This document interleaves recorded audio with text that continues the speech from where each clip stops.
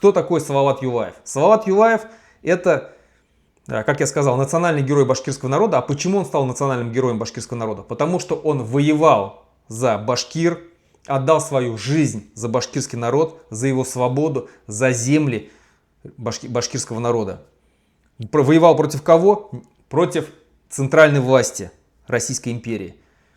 Напомню, что сегодняшняя власть Российской Федерации в лице Путина и все его клики, вот этой бандитской, они себя считают правопреемниками начиная от Российской империи, потом Советского Союза, ну и дальше. И сегодняшняя власть, они себя считают правопреемниками. И они очень гордятся всем тем, что происходило в Российской империи.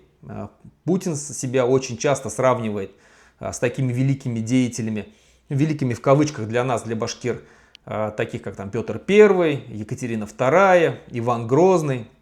И поэтому сегодня очень много восстанавливается той памяти, которая была при советской власти снесено или забыто, специально уничтожено, то сегодня все это вновь возвращается. И все это имперское величие России, пытаются они вновь вернуть это имперское величие. Именно вот все идет оттуда. Поэтому человек, который, тем более не русский, который воевал против центральной власти, и он стоит, память ему стоит в Республике Башкортостан на самом высоком месте, считается национальным героем. Конечно же, для власти это неприемлемо. Они с такими символами всегда боролись, борются и будут бороться.